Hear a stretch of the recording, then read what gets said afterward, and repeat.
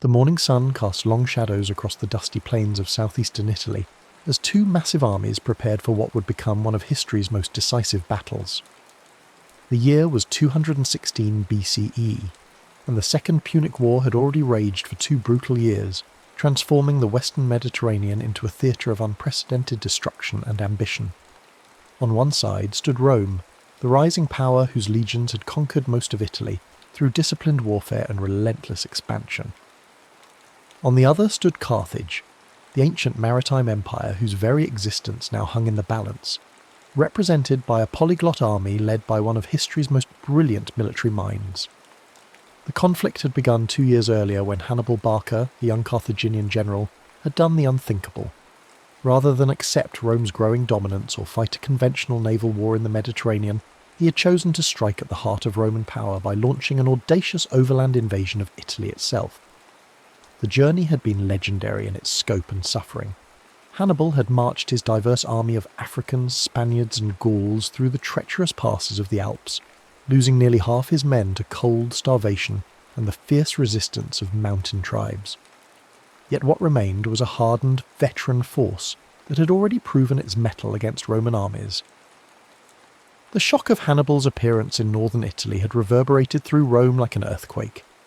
For centuries the Romans had fought their wars on foreign soil, pushing their boundaries ever outward while their homeland remained secure behind the natural barriers of sea and mountain. Now, suddenly enemy forces were ravaging the fertile plains of the Po Valley, and Roman citizens were fleeing their farms as Carthaginian cavalry thundered across fields their families had tilled for generations. The first encounters had gone disastrously for Rome. At the Trebia River in 218 BCE, Hannibal had demonstrated his tactical genius by drawing a Roman army into a carefully prepared ambush. Using the bitter December cold and his superior knowledge of the terrain, he had positioned troops in hidden positions along the riverbank. When the Roman legions crossed the icy waters to engage what they believed was Hannibal's main force, they found themselves attacked from all sides by fresh troops who had been concealed through the night. The slaughter had been comprehensive, with thousands of Roman soldiers cut down in the freezing mud or drowned in the swollen river. The following year brought an even more stunning defeat at Lake Trasimene. Here, Hannibal had perfected the art of the ambush on a massive scale. He had positioned his army in the hills overlooking the narrow pass between the lake and the mountains, then waited for the pursuing Roman army to march into what was essentially a killing ground. As morning mist rose from the lake, obscuring visibility, the Carthaginians had fallen upon the Roman column from 3 sides simultaneously. The consul Gaius Flaminius had died in the fighting, and his army had been virtually annihilated. So complete was the destruction that it took days for news of the disaster to reach Rome, and when it did, panic gripped the city. In response to these catastrophes, Rome had turned to Quintus Fabius Maximus, a cautious general who understood that conventional tactics would only lead to further disasters against Hannibal's superior generalship. Fabius had adopted a strategy of harassment and attrition, avoiding pitched battles while constantly shadowing the Carthaginian army. His troops would strike at Hannibal's foragers, cut off stragglers, and deny the enemy army the decisive victory it sought, while protecting Roman towns and supply lines. This approach, which came to be known as Fabian tactics, had frustrated Hannibal's attempts to force a conclusive engagement, and had earned Fabius the mocking nickname Cunctator, the delayer. But the Roman Senate and people had grown impatient with this cautious approach. The sight of enemy troops ravaging Italian soil while Roman armies seemed to cower in the hills was more than Roman pride could bear. The economy was suffering as trade routes were disrupted and agricultural production declined in the war zones.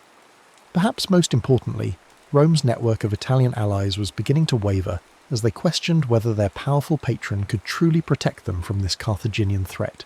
The pressure for decisive action had reached a crescendo in the spring of 216 BCE, when 2 new consuls were elected to lead Rome's military response.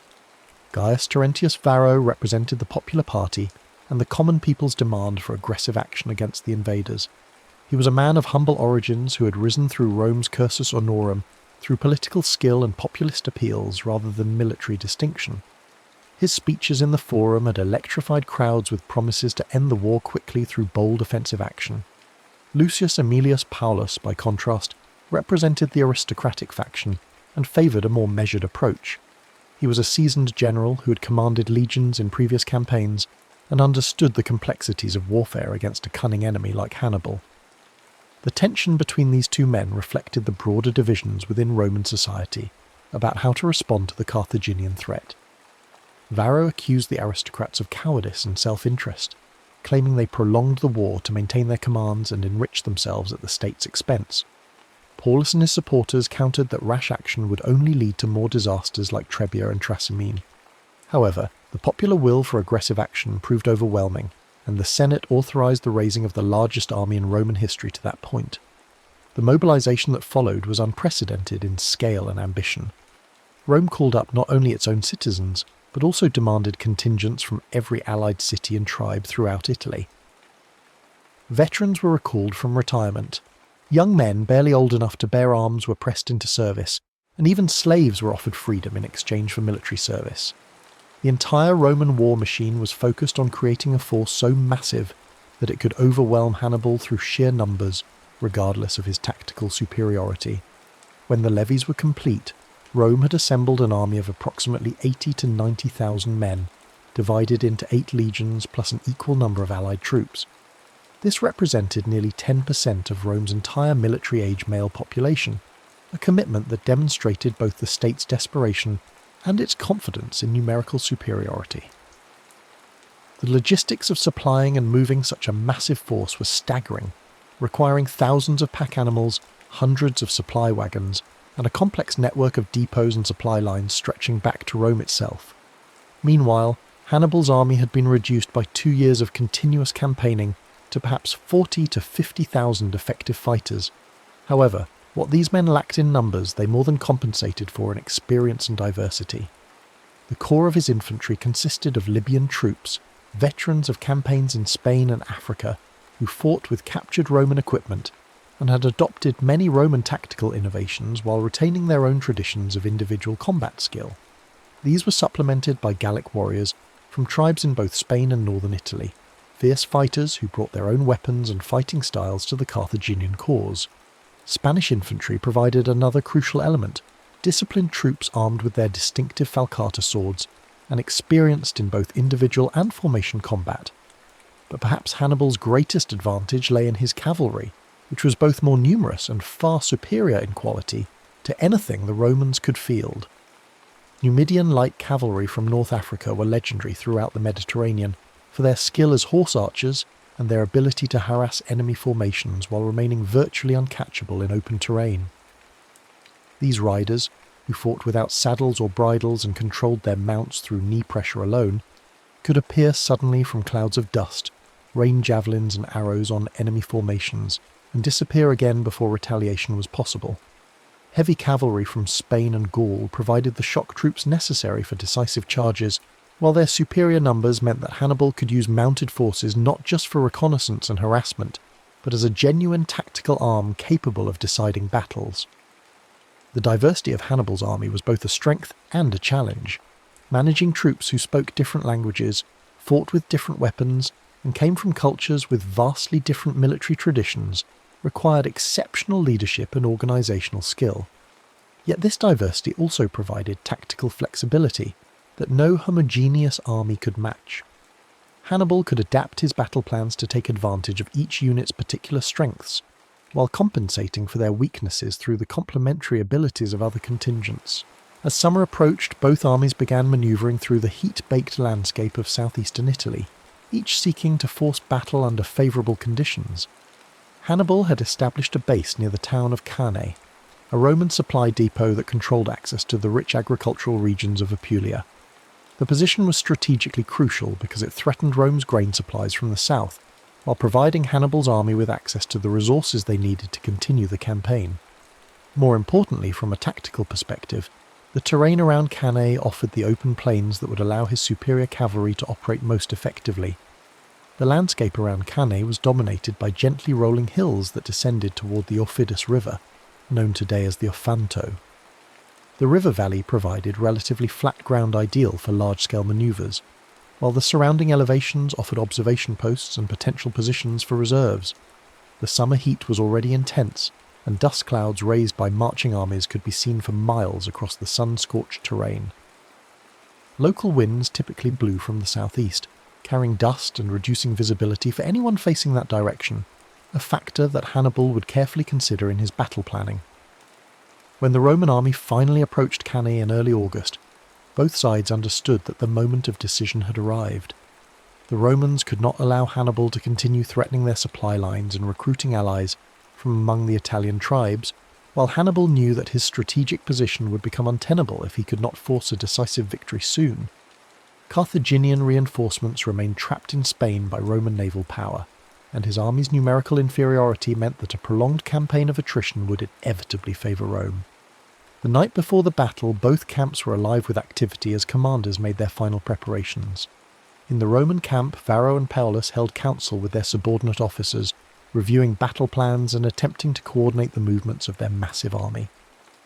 The size of their force created both opportunities and challenges. While their numbers were overwhelming, the complexity of managing so many troops in battle had never been attempted before. Roman military doctrine emphasized the disciplined advance of heavy infantry in close formation, an approach that had proven successful against most enemies, but had already failed disastrously against Hannibal's more flexible tactics. Across the plain, Hannibal was putting the finishing touches on one of history's most audacious battle plans. Rather than simply arranging his troops in the strongest possible defensive formation, he was preparing to deliberately weaken his centre while strengthening his flanks, creating a formation that would appear vulnerable to Roman attack, while actually serving as bait for an elaborate trap. The plan required precise timing, exceptional discipline from his troops, and the kind of battlefield control that few generals in history have ever achieved. As dawn broke on August 2nd, 216 BCE, both armies began their deployment across the dusty plains. The morning sun climbed higher in a cloudless sky, promising another day of punishing heat that would test the endurance of heavily armoured men engaged in desperate combat. A hot wind blew from the southeast, stirring up clouds of fine dust that would limit visibility and add to the confusion once battle was joined. Hannibal positioned his army with careful attention to both the terrain and the prevailing wind conditions. His weakest troops, Gallic and Spanish infantry, were placed in the centre of his line, arranged in a convex formation that actually projected toward the enemy. This was contrary to every conventional military practice, as it invited attack against the army's most vulnerable point. However, Hannibal's intention was precisely to encourage such an attack, drawing the Roman legions into what would become a deadly trap. On either side of this weak centre, Hannibal positioned his best infantry, veteran Libyan troops equipped with Roman weapons and armour captured in previous battles. These men were arranged in columns rather than extended lines, hidden behind the forward units, and ready to wheel inward once the Romans had committed to their attack on the centre. On the extreme flanks, Hannibal deployed his cavalry forces, with Numidian light horse on the right wing and heavy cavalry commanded by his brother Hasdrubal on the left. The Roman deployment followed more conventional patterns, reflecting both their military traditions and their confidence in superior numbers. The massive infantry force was arranged in the traditional manipular system, with Hastati in front, Principes in the middle ranks, and Triarii veterans forming the rear line. However, the unprecedented size of the army meant that the usual spacing between maniples had to be reduced, creating a more dense and less flexible formation than normal. This compression would prove crucial as the battle developed, as it reduced the Romans' ability to respond to changing tactical situations. Roman cavalry was divided between the flanks, with citizen cavalry under Paulus positioned on the right wing and allied horse under Varro on the left. Both forces were significantly outnumbered by their Carthaginian counterparts, and neither was equipped or trained for the kind of decisive cavalry action that Hannibal planned to employ. Roman military doctrine treated cavalry primarily as a supporting arm for scouting and pursuit, rather than as a battle-winning force in its own right. When the battle commenced, the initial exchanges followed patterns that were familiar from previous engagements. Roman cavalry on both flanks moved forward to engage their Carthaginian counterparts, while the massive infantry formations began their methodical advance toward Hannibal's apparently vulnerable centre. The dust raised by thousands of marching feet and galloping horses began to fill the air, reducing visibility and adding to the confusion that always accompanies large-scale combat. On the Roman right flank, Paulus led his cavalry in a desperate charge against Hasdrubal's heavy horse, but the encounter was brief and decisive. The Carthaginian cavalry, better trained and more numerous, quickly gained the upper hand. Paulus himself was wounded in the fighting and forced to withdraw, leaving his scattered forces unable to provide effective support for the infantry. On the opposite flank, Varro's allied cavalry fared even worse against the Numidian light horse, who used their superior mobility to avoid direct confrontation, while raining javelins on the Roman formations. With both flanks secured, the crucial phase of the battle shifted to the infantry combat in the centre. Here, Hannibal's plan began to unfold with mechanical precision. As the Roman legions crashed into the Gallic and Spanish troops in the Carthaginian centre, these deliberately weakened units began to give ground, falling back in apparent disorder while maintaining just enough cohesion to avoid complete collapse. To the Roman commanders, this retreat looked like the beginning of victory. Their superior numbers and discipline were finally overwhelming the enemy centre, just as conventional military wisdom suggested they should. The Roman advance continued with increasing momentum as more and more legions pressed forward into the gap that seemed to be opening in the Carthaginian line. The manipular system that had served Rome so well in previous wars now worked against them, as the forward units became increasingly compressed and difficult to control. Officers found themselves unable to maintain communication with troops more than a few ranks away, while the dust and noise of battle made coordinated manoeuvres nearly impossible. What the Romans could not see, however, was that Hannibal's retreat was proceeding according to a carefully orchestrated plan. As the Gallic and Spanish troops fell back, they maintained their formation and continued to resist, drawing more and more Roman forces into an increasingly narrow salient. Meanwhile, the African heavy infantry on either side of this developing bulge remained motionless, waiting for the signal to execute the most crucial phase of the battle. The moment Hannibal had been waiting for arrived when the Roman advance had penetrated so deeply into his centre that the leading legions were actually behind the original Carthaginian front line. At this point, the African infantry on both flanks received their orders and began to wheel inward, turning to attack the exposed sides of the Roman formation. These troops, fresh and unengaged until this moment, struck the surprised Romans with devastating effect. Simultaneously, Hasdrubal's cavalry, having routed the Roman horse on their front, swept around the rear of the battlefield to attack the Roman infantry from behind. The Numidians joined this assault, and suddenly the massive Roman army found itself attacked from 4 directions simultaneously. What had begun as an apparently successful advance had become a desperate fight for survival, with Roman legions trapped in an ever-tightening circle of enemies.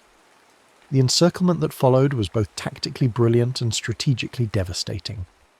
As the Carthaginian forces contracted their circle, the Romans found themselves compressed into an increasingly small space, where their numerical superiority became a liability rather than an asset. Men could not wield their weapons effectively in the crush, officers could not maneuver their units, and panic began to spread through the ranks as soldiers realized the full extent of their predicament. The slaughter that followed was methodical and comprehensive. Trapped Romans were cut down by spears and swords, trampled by their own comrades, or simply crushed in the press of bodies as the Carthaginian circle grew ever smaller. Some attempts were made to break out of the encirclement, but these were quickly suppressed by fresh Carthaginian troops who had been held in reserve for exactly this purpose. The superior training and equipment that had made Roman legions so effective in open battle became meaningless in the confused melee that the battle had become. Paulus, the consul who had favoured caution, died fighting in the ranks alongside his men, refusing offers of escape and choosing to share the fate of the soldiers he had led into disaster. His colleague Varro managed to escape with a small body of cavalry, but the vast majority of the Roman army was either killed or captured. The casualties were staggering even by the brutal standards of ancient warfare. Estimates suggest that between 50 and 70,000 Romans died on the field of Cannae, making it one of the bloodiest single days in military history. Among the dead were not just common soldiers but much of Rome's military and political leadership. 80 senators perished in the battle, along with numerous other magistrates, officers, and members of prominent families. The cream of Roman society had been wiped out in a single afternoon, leaving the state facing not just military defeat but a crisis of leadership that threatened its very survival. When news of the disaster reached Rome, the city was gripped by panic unlike anything in its history. Citizens fled to their homes, shops closed, and rumours spread that Hannibal was already marching on the city. The Senate met in emergency session to coordinate what seemed like preparations for a siege, while magistrates struggled to maintain order among a population that had suddenly realised their apparent invincibility was an illusion. Yet perhaps the most remarkable aspect of the aftermath was Hannibal's decision not to march immediately on Rome itself. His officers urged him to advance on the capital, while panic still gripped the city, and before the Romans could organise new defences. Some historians suggest that the city might indeed have fallen if Hannibal had struck immediately, while the psychological impact of Cannae was still paralysing Roman resistance. Instead, Hannibal chose to consolidate his victory by attempting to break up Rome's system of alliances throughout Italy. He released captured allied troops without ransom, hoping to convince them that Carthage offered better terms than Rome. He sent diplomatic missions to wavering Italian cities, promising favourable treatment to those who abandoned the Roman cause. This strategy was not without success. Several important cities, including Capua, the second largest in Italy, declared for Carthage in the months following Cannae. However, Hannibal's strategic pause also gave Rome the time it desperately needed to recover from the immediate shock of defeat. The Romans' response to Cannae demonstrated the resilience and institutional strength that would eventually enable them to dominate the Mediterranean world. Rather than seeking peace or abandoning the war effort, the Senate authorised new levies to replace the lost legions, recalled experienced commanders from other theatres, and implemented emergency measures to maintain the war effort. The Roman strategy shifted back to the Fabian tactics that had frustrated Hannibal before Cannae. New armies were raised with explicit instructions to avoid pitched battles, while harassing Carthaginian forces and protecting loyal cities. The Romans also implemented a scorched earth policy in areas controlled by Hannibal, denying his army the supplies it needed for extended operations while gradually wearing down his forces through attrition. Perhaps most importantly, Rome's network of alliances proved more resilient than Hannibal had anticipated. While some cities did defect to Carthage, the majority remained loyal to Rome, motivated by a combination of fear, self-interest, and genuine belief in Roman protection. This loyalty was maintained through a careful balance of threats and rewards, as Rome demonstrated that it could still protect its friends while ruthlessly punishing those who betrayed their alliance. The war continued for another 14 years after Cannae, with Hannibal maintaining his position in Italy, but unable to achieve the decisive victory that would force Rome to sue for peace. His army gradually declined in strength as casualties mounted, and reinforcements from Carthage remained limited by Roman naval superiority. Meanwhile, Roman forces under Publius Cornelius Scipio opened a new front in Spain, eventually driving Carthaginian forces from their Iberian strongholds and threatening Carthage itself. The final resolution came at the Battle of Zama in 202 BCE, where Scipio used tactics derived from studying Hannibal's own methods to defeat the Carthaginian general on African soil.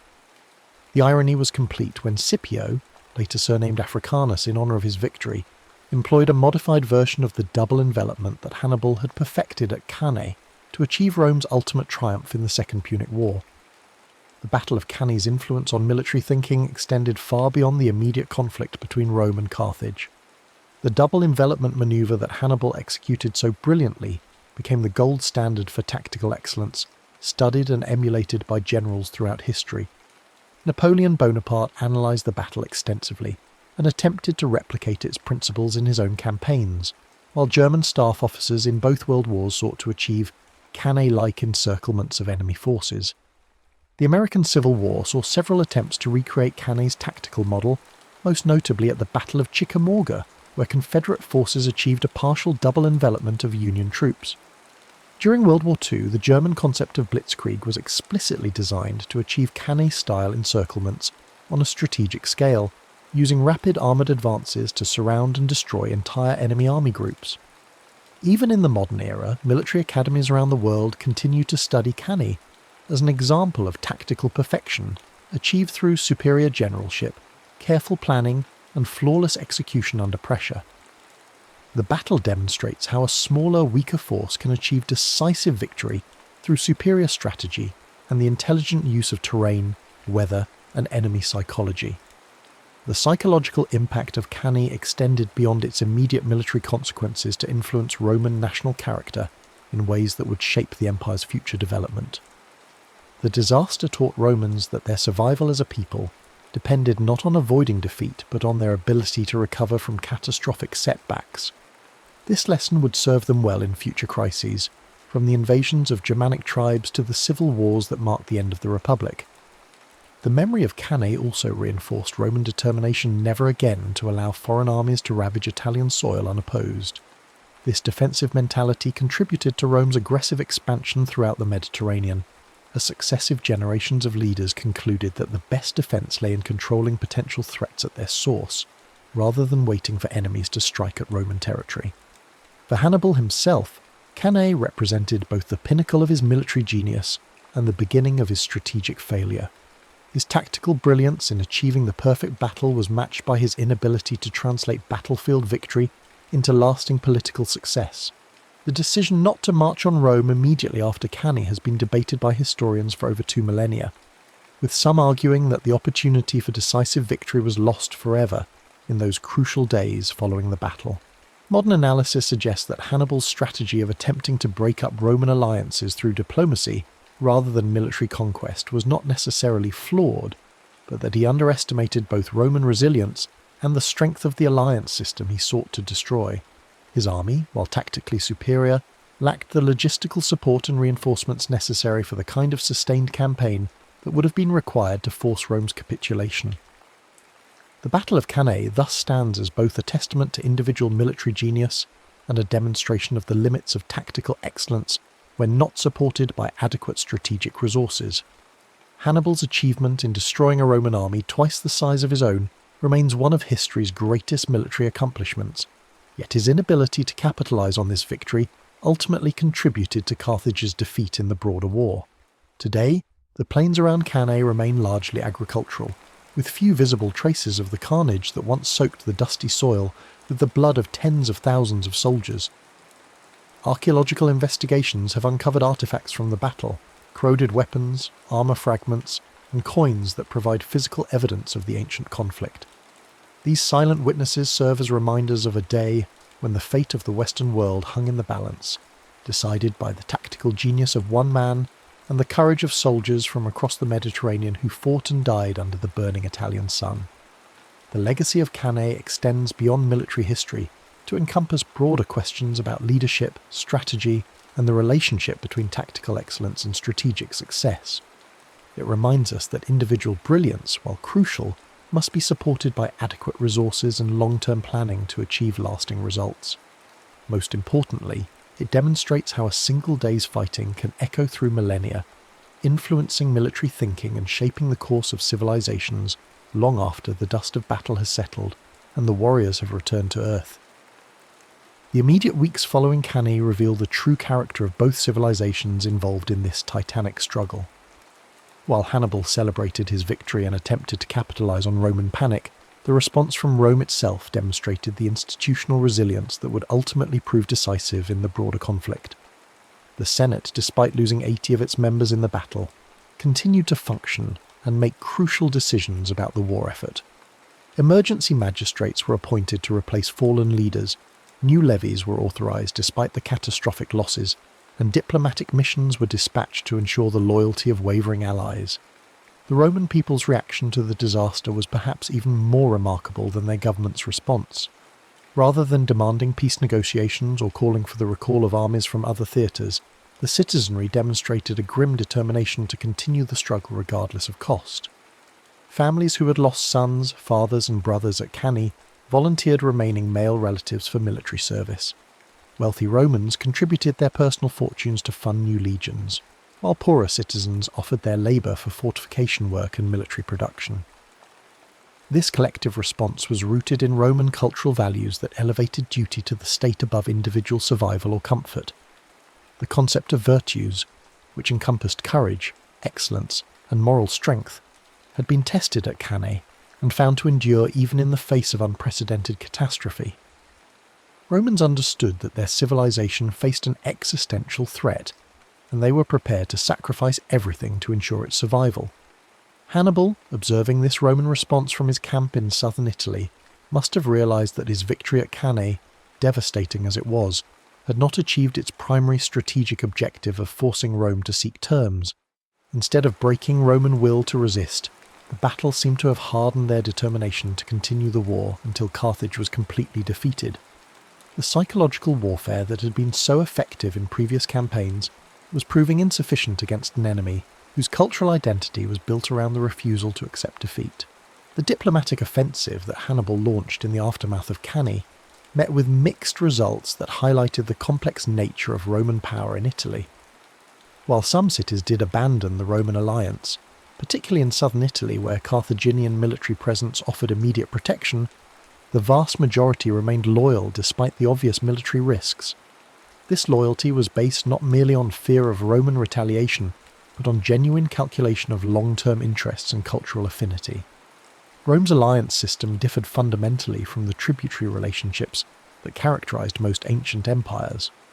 Rather than simply extracting wealth and manpower from subject peoples, Rome offered a path to citizenship and full participation in Roman civilization. Italian allies understood that Roman defeat would not necessarily improve their situation, while Roman victory offered the possibility of advancement within an expanding imperial system. The defection of Capua, however, represented a significant strategic blow that demonstrated both the opportunities and limitations of Hannibal's diplomatic approach. As the second largest city in Italy and the centre of a rich agricultural region, Capua's adherence to the Carthaginian cause provided Hannibal with crucial logistical support and a prestigious symbol of Roman weakness. The city's leaders calculated that Carthaginian victory was inevitable and sought to position themselves advantageously in the post-war settlement. Yet Capua's defection also illustrated the fundamental problem with Hannibal's strategy. The city's decision was based on the assumption that Carthaginian military success would continue indefinitely, and that Rome lacked the resources to recover from defeats like Cannae. When these assumptions proved incorrect, Capua found itself isolated and vulnerable to Roman retaliation, ultimately suffering a brutal siege and harsh punishment that served as an object lesson to other potential defectors. The gradual shift in Roman strategy following Cannae demonstrated remarkable institutional learning and adaptability. The appointment of Marcus Claudius Marcellus as a key military commander marked the beginning of a more aggressive approach that combined Fabian harassment tactics with opportunistic strikes against isolated Carthaginian forces. Marcellus earned the nickname Sword of Rome for his willingness to engage Hannibal's army when circumstances offered reasonable chances of success. This evolving Roman approach was exemplified in the Siege of Syracuse, where Marcellus demonstrated that Roman forces could still achieve decisive victories against sophisticated opponents. The lengthy siege showcased Roman engineering capabilities and logistical endurance, while the eventual capture of the city eliminated a potential source of support for Carthage and Sicily. The death of Archimedes during the siege, despite Roman orders to capture him alive, symbolized the tragic costs of the broader conflict. Meanwhile, the emergence of Publius Cornelius Scipio as a major Roman commander marked the beginning of a new phase in the war that would ultimately lead to Carthaginian defeat. Scipio's campaigns in Spain demonstrated that Roman military leadership was learning from earlier defeats and developing new tactical approaches specifically designed to counter Carthaginian advantages. His victory at the Battle of Ilipa showed that Roman generals could now match Hannibal's own tactical innovations, using flexible formations and coordinated attacks to defeat experienced Carthaginian armies. The psychological warfare that had been such a crucial element of Hannibal's early successes was gradually losing its effectiveness as Roman commanders gained experience fighting Carthaginian forces. The terror that had gripped Roman armies after Trebia and Trasimene was replaced by a more pragmatic understanding of Carthaginian strengths and weaknesses. Roman soldiers learned that Carthaginian troops, despite their tactical superiority, were mortal men who could be defeated through proper preparation and execution. Hannibal's position in Italy became increasingly precarious as the war dragged on without decisive results. His army, while still formidable, was slowly being worn down by constant campaigning and the inability to secure adequate reinforcements from Carthage. The diversity that had once been a source of tactical flexibility was becoming a liability as different ethnic contingents began to lose cohesion and fighting effectiveness. The arrival of Hasdrubal Barca with a second Carthaginian army offered the prospect of reinforcing Hannibal's position and potentially achieving the decisive victory that had eluded him since Cannae. However, the Battle of the Metaurus River in 207 BCE, where Roman forces intercepted and destroyed Hasdrubal's army, eliminated this last hope for Carthaginian success in Italy.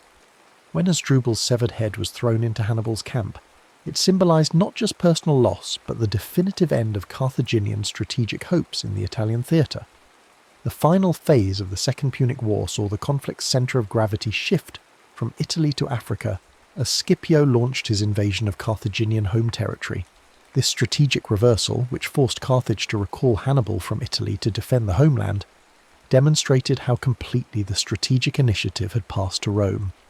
The very tactics that Hannibal had used to threaten Rome were now being employed against Carthage itself. The Battle of Zama in 202 BCE provided a fitting conclusion to the military career of history's greatest tactical genius. Facing Scipio on the plains of North Africa, Hannibal found himself commanding an army that lacked the cavalry superiority and tactical cohesion that had made his earlier victories possible. Scipio, having studied Hannibal's methods throughout the war, employed a modified version of the double envelopment to achieve decisive victory against his former tormentor. The irony of Hannibal's defeat was that it came through the application of his own tactical innovations by an enemy who had learned from repeated defeats. Scipio's victory at Zama represented not just Roman military success, but the triumph of institutional learning over individual genius. Where Hannibal had relied on personal tactical brilliance, Rome had developed systematic approaches to warfare that could be employed by competent commanders even in the absence of exceptional talent. The peace treaty that ended the Second Punic War reduced Carthage to a client state of Rome, stripped of its navy, most of its territory, and any capacity for independent military action. The terms were deliberately harsh, designed to ensure that Carthage could never again threaten Roman supremacy in the Mediterranean. Hannibal himself was eventually forced into exile, spending his remaining years as a military advisor to various eastern kingdoms that opposed Roman expansion. The transformation of the Mediterranean world following Cannae and the Second Punic War established patterns that would dominate international relations for centuries. Rome's victory demonstrated that tactical brilliance, while important, was ultimately less decisive than strategic resources, institutional resilience, and the ability to learn from defeat. These lessons would guide Roman expansion throughout the Mediterranean and beyond, creating an empire that endured for over a millennium. The cultural impact of Cannae on Roman society extended far beyond immediate military consequences. The disaster became a defining moment in Roman national consciousness, a symbol of both vulnerability and resilience that shaped imperial ideology for generations. Roman writers and historians repeatedly returned to the battle as an example of how divine favour could be lost through hubris, but regained through perseverance and proper devotion to traditional values. The memory of Cannae also influenced Roman military reforms that created the professional legions of the imperial period. The disaster highlighted weaknesses in the citizen-soldier system that made Rome vulnerable to enemies with superior military training and experience. Subsequent reforms emphasized longer terms of service, better training, and standardized equipment that would make Roman armies less dependent on individual commanders and more capable of sustained operations in distant theatres. Educational systems throughout the Roman world incorporated lessons from Cannae into their curricula, ensuring that future generations of leaders understood both the dangers of overconfidence and the importance of institutional solidarity in times of crisis. The battle became a standard example in rhetorical training, used to illustrate principles of narrative structure, character development, and moral instruction that formed the foundation of classical education. The influence of Cannae on military thinking extended well beyond the boundaries of the Roman Empire to affect military development throughout the ancient world. Eastern kingdoms facing Roman expansion studied Hannibal's tactics as potential models for their own defensive strategies, while Roman enemies sought to replicate the psychological and tactical advantages that had made the Carthaginian general so formidable. Medieval military writers rediscovered classical accounts of Cannae during the revival of interest in ancient texts, incorporating lessons from the battle into contemporary military manuals and strategic thinking. The concept of the double envelopment became a standard element of military education, though few commanders possessed the skill or circumstances necessary to execute such a complex manoeuvre successfully. The Renaissance witnessed renewed scholarly interest in Cannae as military theorists sought to apply classical principles to contemporary warfare. The development of gunpowder weapons and changes in army organisation created new tactical possibilities, but the fundamental principles demonstrated at Cannae, the importance of reconnaissance, terrain analysis, troop morale and coordinated attacks, remained relevant to military professionals. Modern military historians continue to analyse Cannae as perhaps the finest example of tactical artistry in recorded history, a demonstration of how superior generalship can overcome seemingly impossible odds through careful planning and flawless execution. The battle serves as a case study in multiple military disciplines, from logistics and intelligence to leadership and battlefield psychology. Contemporary military academies around the world include Cannae in their core curricula as an example of tactical perfection that remains relevant despite changes in weapons technology and organisational structure. The principles that Hannibal employed, deception, concentration of force at decisive points, exploitation of enemy weaknesses and maintenance of tactical flexibility, continue to guide military planning in the modern era. The enduring fascination with Cannae reflects broader human interest in stories of David versus Goliath, where intelligence and determination overcome brute force and superior resources. Hannibal's achievement resonates across cultures and centuries because it demonstrates the power of individual excellence to change the course of history, even when ultimate victory remains beyond reach. Yet the complete story of Cannae also serves as a reminder that tactical brilliance alone is insufficient to achieve lasting political objectives.